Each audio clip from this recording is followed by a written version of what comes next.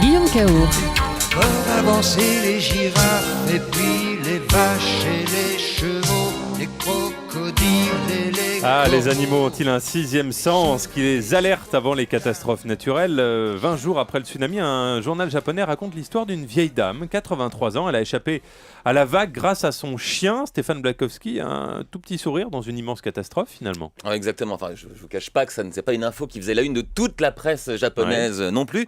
N'empêche, mardi dernier, donc avant-hier, elle était dans les pages intérieures du Yomiuri Shimbun, qui est, on ne le sait peut-être pas, mais le journal le plus vendu au monde. 10 millions d'exemplaires vendus chaque jour. Même les Chinois ne font pas mieux.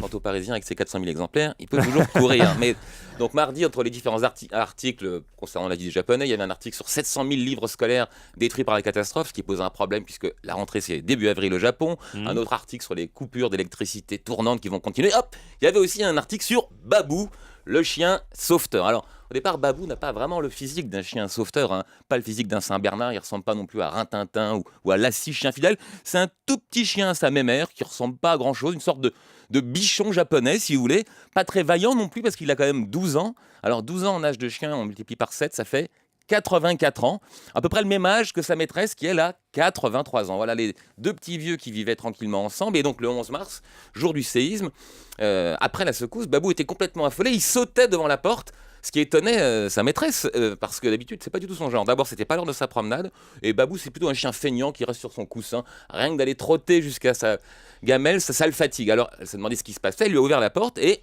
il a détalé comme un lapin dans le sens opposé de sa promenade habituelle. Donc, elle a voulu le rattraper. Ça l'embêtait parce qu'il est parti sur une colline qui était derrière la maison. Donc, à 83 ans, elle avait du mal à le suivre.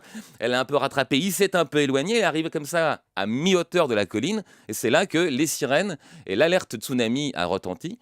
Et pour madame, son nom c'est madame Akanuma, c'était salutaire puisqu'elle avait déjà fait la moitié du chemin vers l'abri, alors qu'à 83 ans, sans doute qu'elle aurait été rattrapée par la vague si elle n'avait pas pris cette avance. Parmi les victimes, 65% des gens ont plus de 60 ans au Japon. Ils ne se sont pas déplacés assez vite. Donc voilà, madame Akanuma estime qu'elle doit sa vie à son chien. Elle vit d'ailleurs toujours avec son chien aujourd'hui, simplement ce n'est plus chez elle, c'est dans un hall d'immeuble avec 60 autres rescapés et son chien qui lui tient chaud.